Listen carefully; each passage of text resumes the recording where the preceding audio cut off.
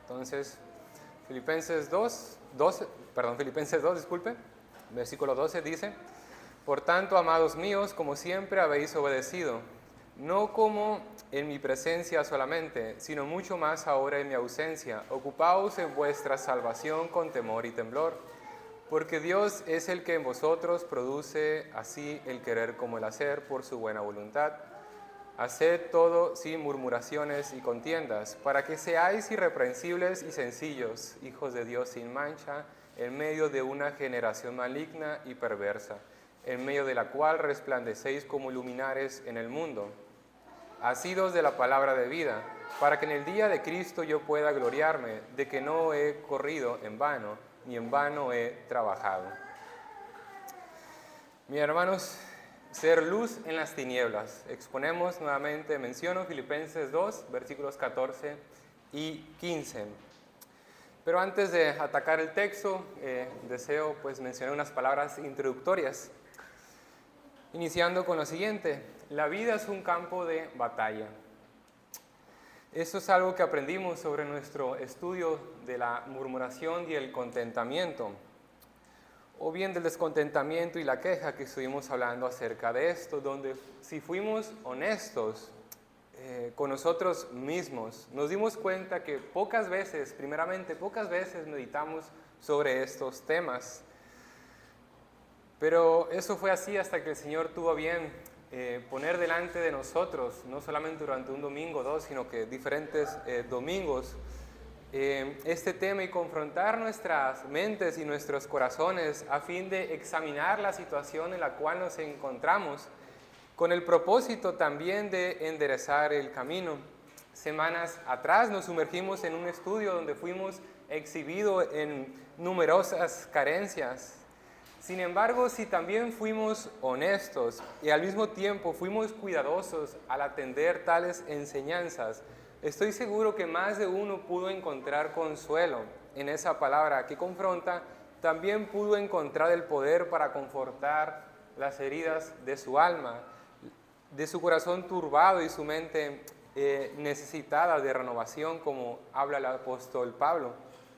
Exponer sobre la naturaleza del corazón murmurador, su origen, sus síntomas y al considerar las múltiples implicaciones que esto conlleva, para mí de manera personal ha sido, es, y espero que un día deje de ser, un evento muy desafiante que he tenido que aprender como cristiano.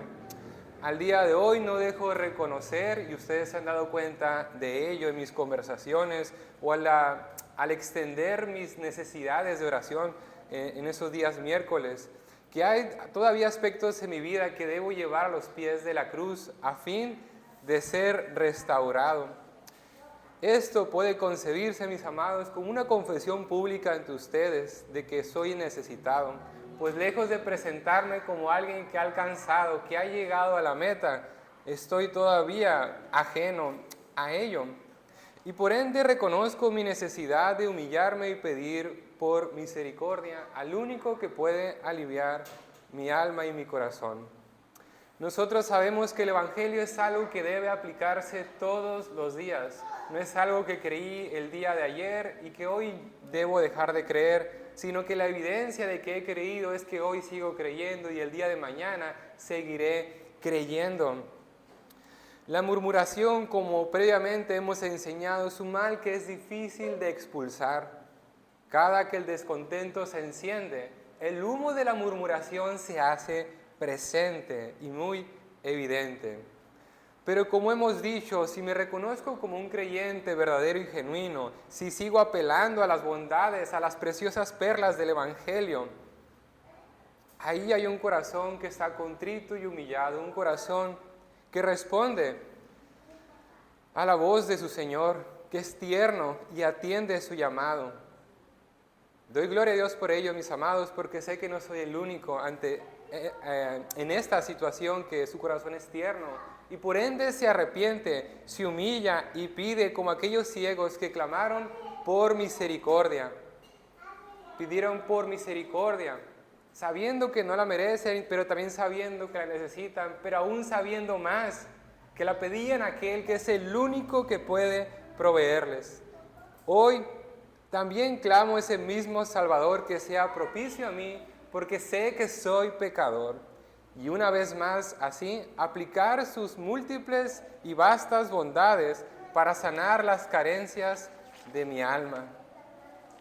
Amados, la vida es un campo de batalla, donde todos irremediablemente seremos heridos, pero pocos tienen a su disposición los remedios para mejorar su condición, como hemos enseñado en ese estudio.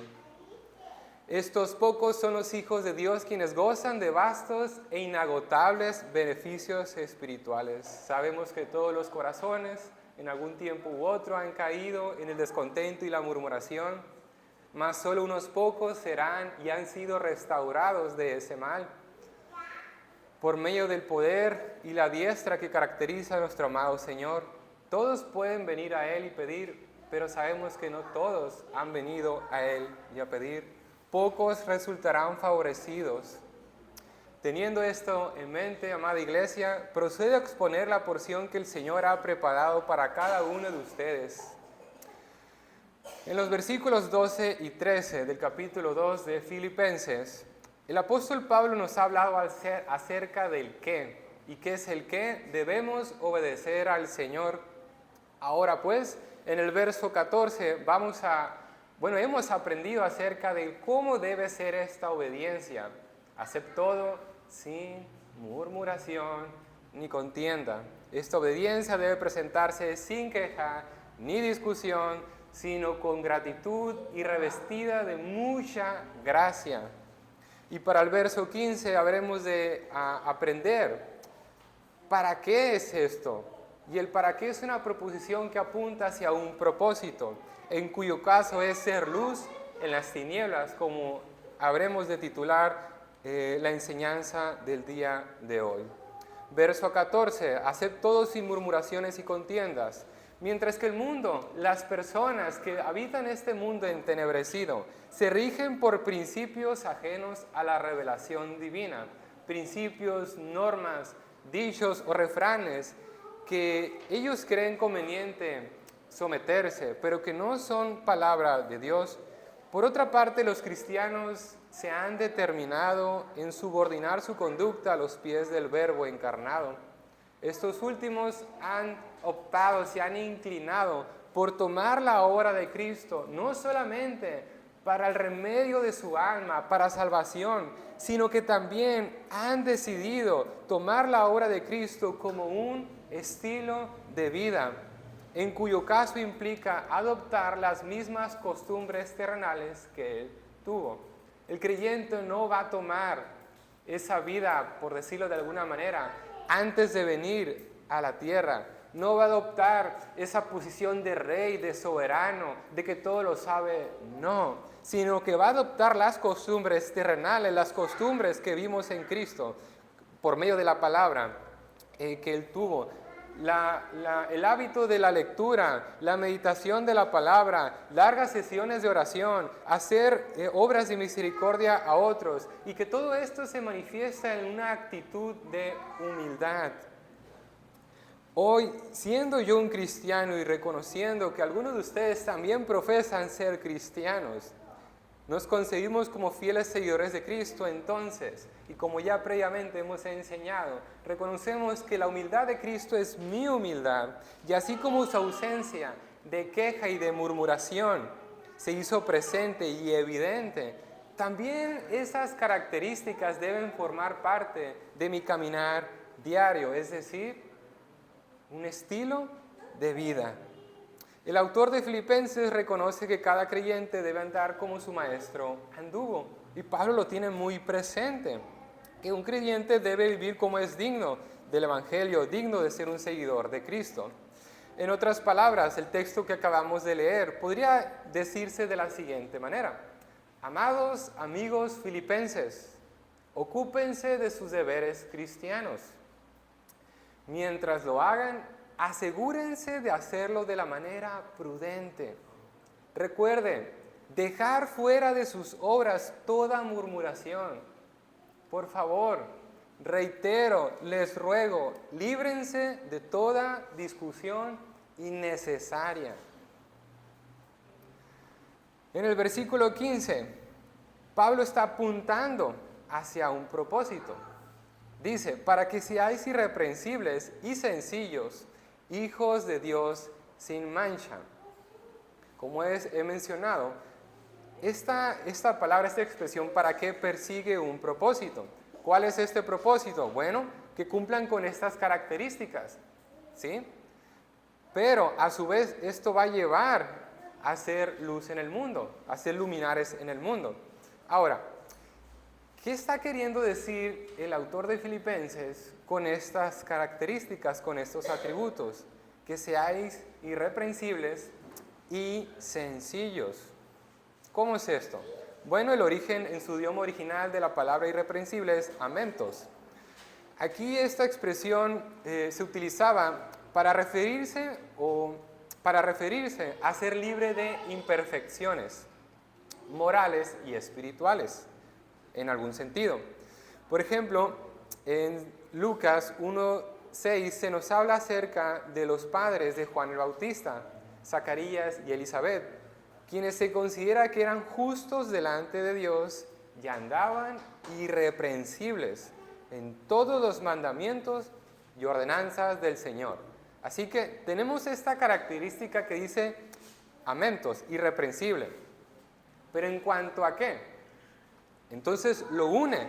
¿Sí? La Escritura nos dice en todos los mandamientos y ordenanzas. Es decir, que eran personas que se esforzaban por la observancia de los mandamientos, los principios y las normas del Señor. Esta misma expresión también la encontramos cuando Pablo habla a los tesalonicenses en 3:13, primera carta. Al hablar de su profundo deseo que sean afirmados sus corazones, irreprensibles en santidad delante de Dios nuestro Padre, en la venida de nuestro Señor Jesucristo, con todos sus santos. Otra vez, habla que es libre de imperfecciones en cuanto a ¿qué? En cuanto a ser santos. ¿Qué es ser santo? Apartado de, se guardaban de las cosas pecaminosas de este mundo. Esa es la connotación negativa, pero la cuestión positiva es que para poder guardarte, ¿sí? de no mentir, pues hay que hablar verdad. Entonces, guardaban los mandamientos. Bueno, en este caso Pablo les dice que sean irreprensibles en su santidad, pues guarden la ley. También el apóstol en Filipenses 3:6, que ahorita en la mañana pues se mencionaba el texto, el apóstol habla de sí mismo como quien fue hallado irreprensible en cuanto a ¿qué? A la justicia que es en la ley. Habla en otro tiempo que él pues era una persona que tenía su religión muy arraigada y se decía pues que era pues una persona que guardaba la ley. Entonces, de esto podemos entender que irreprensible es algo que expresa ser libre de imperfecciones, es sin defecto o bien sin mancha, como más adelante dice en el texto, el versículo 15. Adicional a esto, el autor de Hebreos comenta en Hebreos 8:7, si aquel primero hubiera sido sin defecto, es decir, amentos, ciertamente no se hubiera procurado lugar para el segundo. Sabemos que hubo un primer Adán, tuvo que llegar un segundo Adán. Sabemos que no cualquier sacrificio va a recibir el Señor, sino que uno que es sin defecto. Sabemos que hubo sacerdotes en el Antiguo Testamento, pero hay uno mayor, uno mejor que todos esos, que se le conoce como el sumo sacerdote. Se habla de este segundo porque es libre de imperfecciones, porque no tiene defecto, porque es perfecto, es irreprensible. A eso es a lo que Pablo quiere llevar la mente de los amados filipenses, que consideren su caminar, su estilo de vida, que sea de manera irreprensible. Pero para llegar a eso, primeramente tienes que dejar de murmurar, tienes que dejar de quejarte. ¿Sí? Una vez explicado esta primera palabra, pasamos a la siguiente. Dice irreprensibles y sencillos. John MacArthur explica que esta palabra proviene de akeraios o akeraios, no sé cómo se pronuncia. El caso es que dentro del significado de esta palabra tiende a comunicar pureza o limpieza, o bien libre de adulteraciones. Y esto último se entiende así porque esta palabra, este término, se empleaba mayormente cuando se referían al vino, pero no cualquier clase de vino, sino un vino de los buenos, de buena calidad, un vino bien trabajado que cumple con los estándares debidos, aquel vino que está libre de mezclas, aquel vino que no está mezclado con alguna otra cosa, con agua, que esté diluido tal vez pues para que rinda o porque no había más recursos. Pero esta palabra se utilizaba así para referirse a aquel vino que estaba libre de cualquier mezcla. No era tan común, pero también se encontraba este término, akeraios, o sencillo, cuando se referían a un metal sin aleación, es decir, por ejemplo, el oro, que sea limpio de cualquier otro mineral, ¿sí? Que esté sin aleación. Entonces, que era limpio, que era puro, que conservaba su esencia. Y bajo otro contexto y en un sentido metafórico, esta palabra, akeraios, se puede expresar o manifestar inocencia o bien ser sencillo.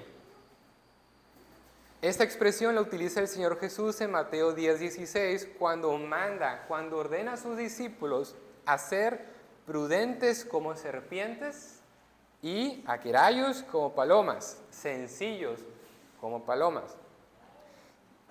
Para profundizar más y no dejar dudas lo que el apóstol quiere dar a entender aquí, vamos a citar Romanos 16:19, que el apóstol Pablo exhortó a ser sabios para el bien e ingenuos para el mal. Es decir, ¿qué pasa cuando, por ejemplo, los niños, ¿verdad?, que tienen falta de experiencia, son libres de esa experiencia, no tienen el conocimiento como nosotros? Y a veces nos cuentan algo, ¡ay, qué inocente eres! Porque no tienen ese conocimiento, no tienen esa experiencia. Entonces, se suele referir así, que no tienen ese conocimiento. Bueno, aquí el apóstol, cuando dice ingenuos para el mal, de alguna manera está hablando que tú no te mezcles con ese conocimiento, con esas prácticas, que seas ajeno a ello.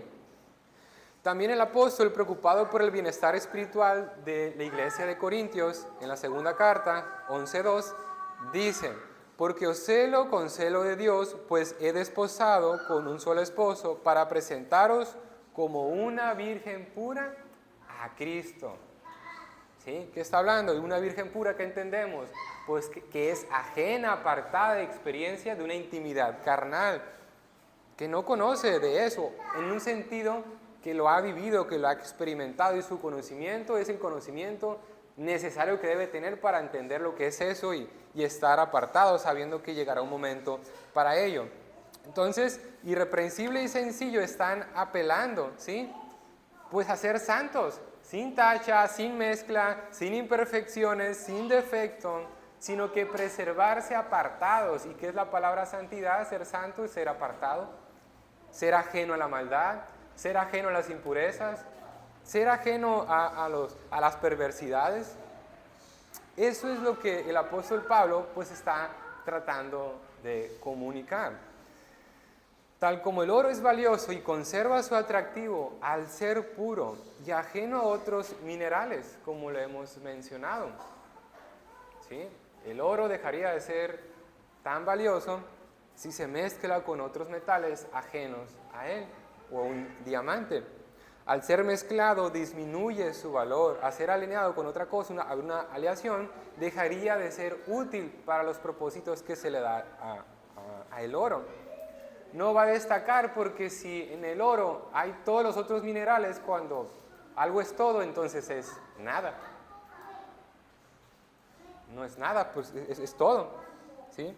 Pero este sobresale si se purifica, si se limpia, si se trabaja, si se aparta, si se vuelve ajeno, porque conserva una cosa que ninguna otra cosa lo tiene.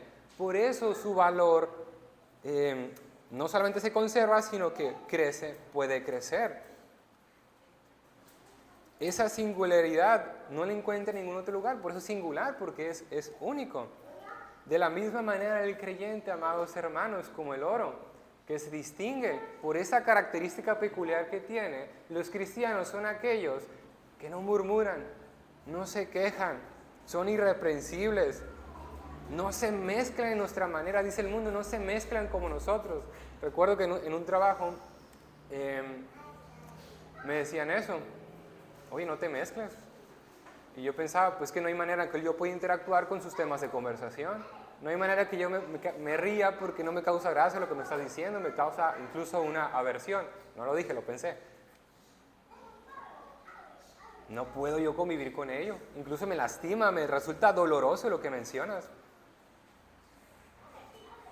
Me ha tocado situaciones en otros trabajos también donde, como ustedes también seguramente, nos volvemos objetos de burla o de desprecio, ¿sí? Pero también ha habido otros lugares donde yo te veo diferente, yo noto algo en ti. ¿Por qué? O a veces ni siquiera preguntan ni consultan, sino que quiero un consejo, ¿me puedes aconsejar? Esas personas reconocen que probablemente tengamos algo que decirles a ellos por la manera de conducirnos, por adoptar este estilo de vida que cada creyente debe adoptar. Mis amados, ante los ojos de Dios el cristiano es mejor que el oro. Y es importante atender estas ordenanzas, ser irreprensibles, sencillos, sin mancha, hijos de Dios sin mancha. ¿Qué era lo que pedía Dios en el Antiguo Testamento como sacrificio? Pues un corderito, un animalito, ¿sí? Sin imperfecciones, sin impurezas. Y por si había alguna duda, lo mejor de lo mejor. Me vas a entregar lo mejor que tengas, que cumpla con estas características. En números 6 y 19 se nos habla acerca de la ofrenda que ha de entregarse a Jehová, quien que deseara hacer votos, presentar un sacrificio, ¿sí? Que iba a presentar una cordera de 1 año sin defecto en expiación y un carnero sin defecto por ofrenda de paz. En 19:2 de Números se dice que todos los hijos de Israel debían presentar una vaca alazana perfecta, a la cual no haya falta, sobre la cual no se haya puesto yugo, es decir, que no se haya puesto a trabajar. ¿Sí? ¿Por qué debe ser sin defecto? Vayamos a Levíticos 20, por favor, si me puede acompañar. Y aprovecho para hidratar la garganta. Vamos a leer versículos 7 y 26, por favor. Levíticos 20.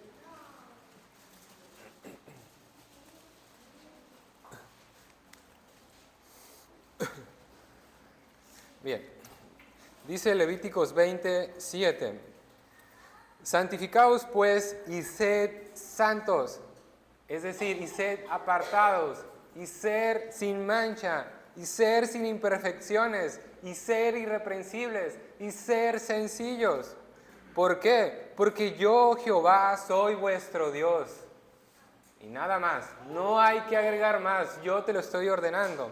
Y luego, versículo 26 del mismo capítulo 20 de Levíticos. Habéis pues de serme santos, porque yo Jehová soy santo, y os he apartado, y os he santificado, y os he restaurado, y os he limpiado, y os he purificado de los pueblos para que seáis míos, dice el Señor. 1 de Pedro 1:16, escrito está, sed santos porque yo soy santo, soy apartado. Y en la teología se habla de que Dios es simple, y no es tan simple como aparentemente esa expresión. Que Dios sea simple, hermanos, no sabe las implicaciones, incluso filosóficas, que eso tiene. Que es único, es singular, es apartado, no hay nada como Él. Por eso Él dice, yo soy el que soy, porque lo único que me define es yo. Nada de mí está una definición. Nosotros tenemos pequeños acercamientos de lo que Él es, para que podamos entenderle. Él habla que el búfalo y el águila y la diestra de Dios, pero en realidad es para tener un acercamiento a lo que Él es. Pero Él es mucho más grande que eso. Y dice, yo soy santo, apartado. No soy como ustedes. Y si ustedes quieren estar conmigo, tienen que cumplir con esta ordenanza, ser apartados, ser puros, sin defecto. Y el Señor ha hecho una obra maravillosa en nuestras vidas. Al enviar a Cristo Jesús como esa ofrenda de sacrificio, ofrenda de paz, de redención, para ser restaurados, limpiados y ser insertados en un siglo malo. No pertenecemos ya más a este mundo. Tenemos ya un ecosistema al cual habremos de habitar después. Pero mientras estemos aquí, debemos guardarnos para ser esas luminares en el mundo, con el propósito de ser luz en las tinieblas. A eso es lo que está apuntando este texto. Que las personas, al ver cómo nos comportamos de una manera tan diferente, de ir contra cultura, ellos se cuestionen: ¿por qué eres tan diferente a esta generación mala y perversa, cristiano? ¿Por qué eres así? Bueno, yo soy santo porque Jehová mi Dios es santo y Él me pide que yo sea santo.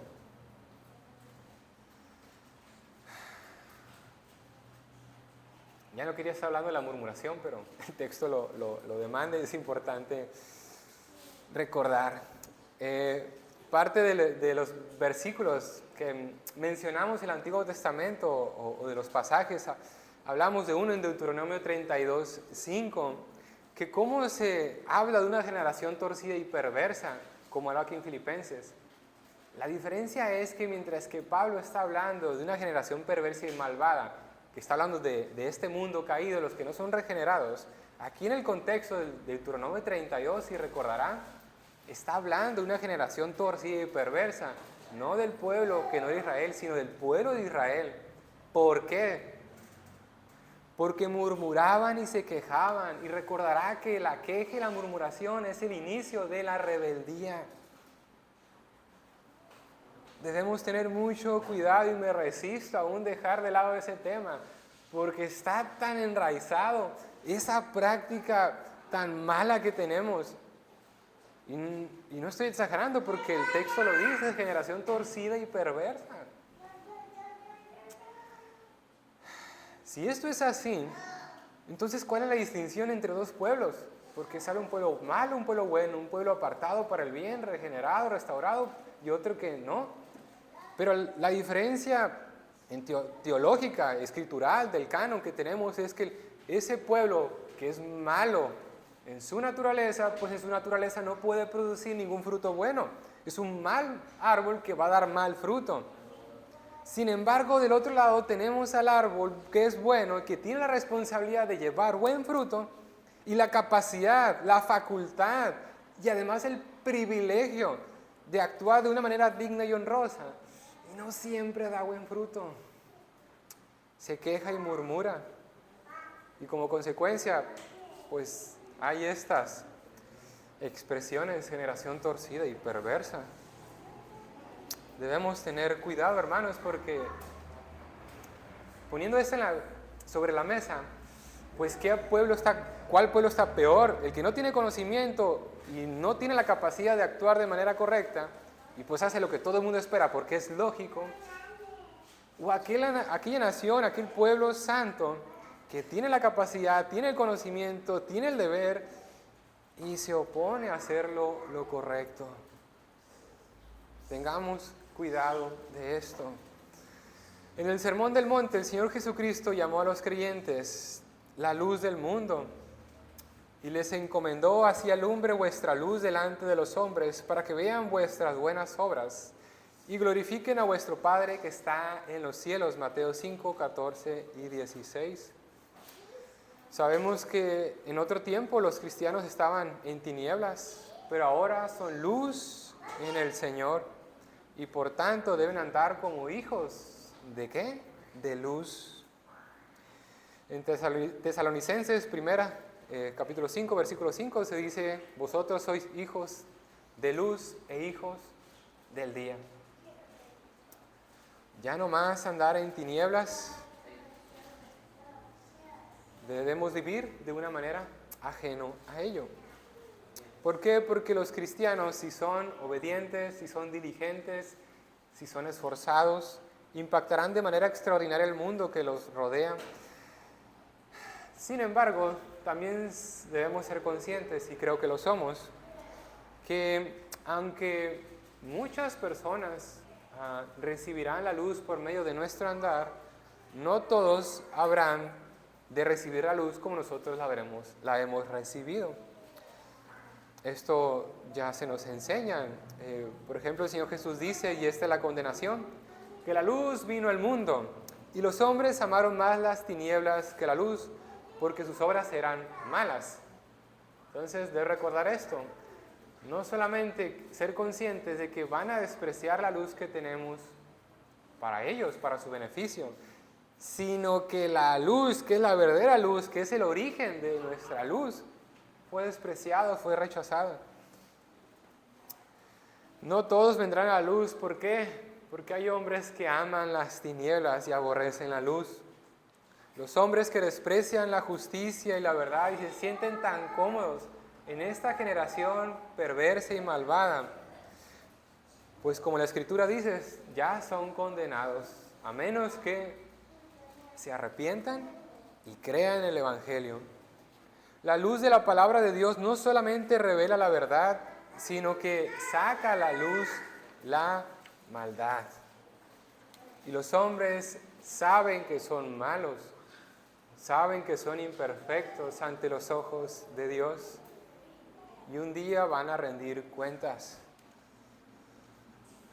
Yo espero que no sea la situación de ninguno de nosotros, de los presentes. Entonces, la calidad de vida de un creyente, su testimonio es de suma importancia, ¿sí? Es muy importante. Es muy importante la determinación que él manifiesta en su lucha contra el pecado, por ejemplo, la murmuración y la queja. Es de suma relevancia su resolución, para preservarse santo. Es importante su diligencia en crecer en las diferentes áreas que cada creyente sabe que es responsable.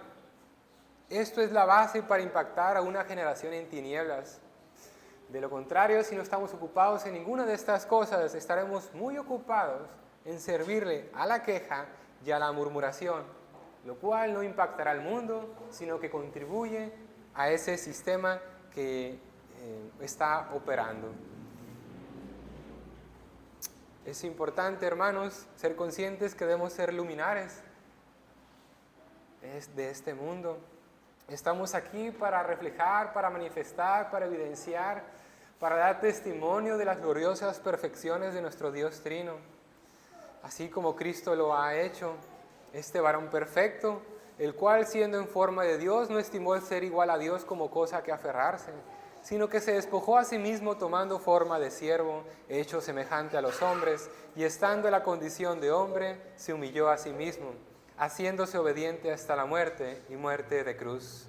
Versículos 6 y 8 del capítulo 2 Filipenses. Y esto lo ha hecho, hermanos. Esta expresión me encanta, nunca la había visto así. Al leer este texto alguien dijo, él se despojó, ¿verdad? Dejó toda la comunidad que tenía, pero hay que recordar por qué vino y por quién vino. Él vino a buscar una esposa. Él vino por su amada iglesia. Él vino con el propósito de celebrar un día, en el día del Señor, una boda. Él ha hecho esto por su amada. Descendió a las profundidades de este mundo perverso, el cual le rechazó, le humilló, le golpeó. Él se hizo obediente hasta la muerte y dio su vida por su amada, pero también resucitó. No solamente le resucitó su Padre que está en los cielos, sino que también sabemos que Él tiene el poder para resucitar.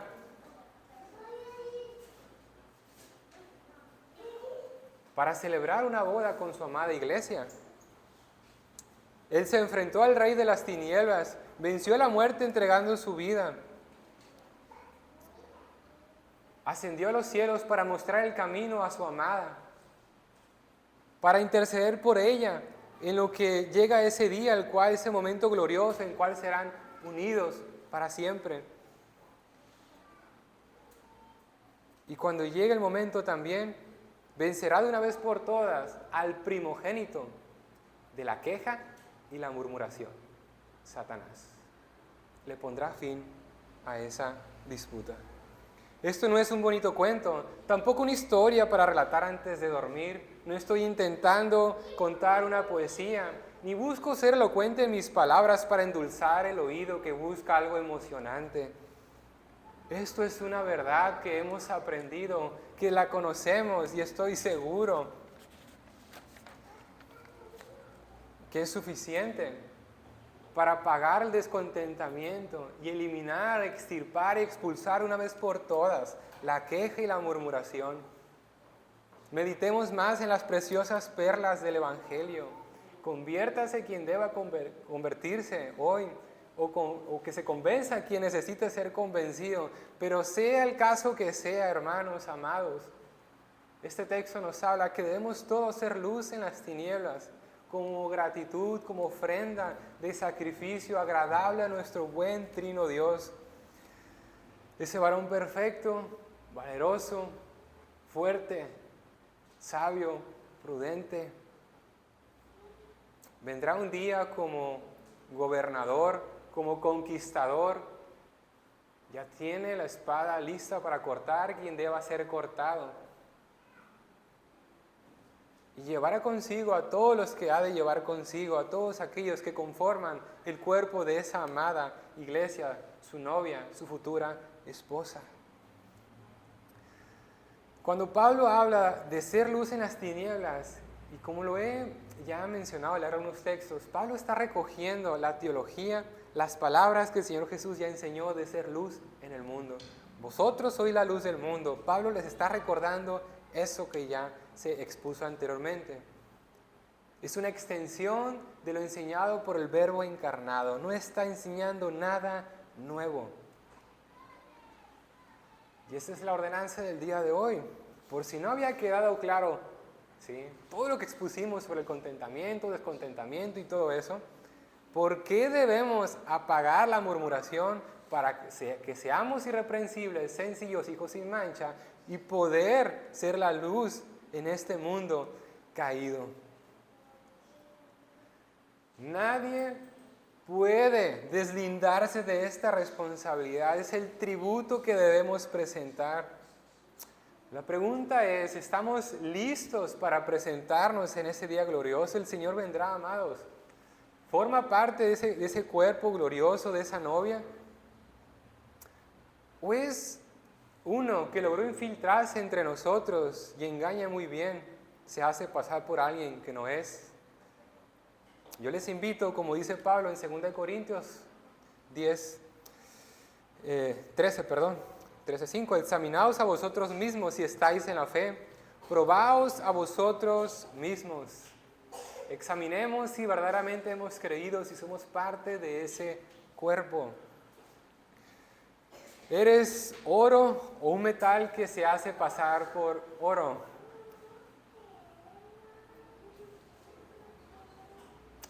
Ahora, continuando con la alegoría de esa virgen pura, una mujer que ciertamente se ha mantenido ajeno a ello, ¿sí?, puede ser pura carnalmente, pero si sus deseos y su corazón,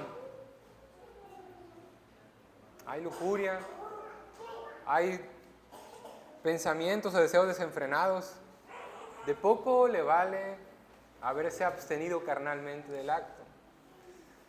Pero mucho valor tiene aquella mujer o aquel hombre que, si bien ha caído en ese pecado, pero por años se ha guardado de ello, ha sido diligente en llevar cautivo cada pensamiento pecaminoso, cada deseo impuro, se ha guardado de la tentación para no volver a caer en ello. Eso tiene más valor, así que no se confunda. Si usted cree que puede engañarnos aquí, de nada vale las obras. Lo que vale es el corazón, la inclinación, la posición del corazón, eso es lo que cuenta. Es como un cometa que aparenta ser una estrella, pero que eventualmente, indefectiblemente caerá. ¿O es de aquellos pocos que han sido levantados por Cristo y será sostenido por la eternidad como una estrella genuina y verdadera? Y alumbrará a muchos, no por lo que él o ella han hecho, sino por la luz que le ha sido dada para manifestarla a otros. ¿Es usted como esas estrellas que utilizan las personas que están fuera de la civilización y lo único que tienen para guiarse es una estrella? Usted y yo hemos sido colocados en este mundo de las tinieblas no porque pertenecemos a este ecosistema. Un día nos iremos de aquí, pero puestos para ser la luz, para ser guía de otros. Y si tenemos que ser violentos espiritualmente a reprender a otros, lo haremos. Y sabremos que ser violentos en gobernar nuestra queja y murmuración, nos sabremos de callar para dar testimonio. Y se requiere de mucha sabiduría y prudencia para saber cuándo tomar acción y cuándo aparentemente ser pasivos, pero tener una acción interna de guardarnos de la queja y la murmuración. Es de los muchos que buscan venganza y murmura y se queja y pasa su vida juzgando a otros sin sentido alguno, o es de los pocos que sujetan su espíritu a la paz y mansedumbre. Su estandarte es la humildad como su buen maestro y su oración es: oh Señor, sé propicio a mí porque soy pecador. ¿Quién eres? ¿Quién es usted? ¿Cuántos pueden hoy levantarse y decir de manera irreprensible y sencilla, de manera pura y con confianza plena en Cristo: yo soy luz en las tinieblas, por lo que Cristo ha hecho en mi vida? Estas personas que pueden declarar que yo soy luz en las tinieblas, no se jactan de sí mismos, sino que una vez más reconocen la obra de Cristo en sus vidas y aplican las preciosas perlas del Evangelio a sus vidas. Ven la obra de Cristo en sus vidas. Sí, pecan, y a veces pecan mucho, pero se arrepienten, y se arrepienten mucho. Sí. No es que nos quedemos allá, sí pecan mucho y son cristianos. No, míralos, cómo se arrepienten. Y eso es ser luz en las tinieblas.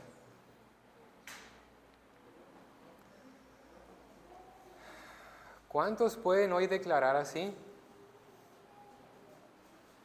Sea creyente o no, una vez más debemos venir a Cristo para ser limpiados de nuestro pecado. Yo espero, hermanos, que seamos cuidadosos en esto una vez más, reitero. Y si siente que su luz se apaga, puede ser. Y eso es señal de que una vez más necesita humillarse, arrepentirse y ser restaurado, ser limpiado, ser lleno de Cristo, lleno de su palabra.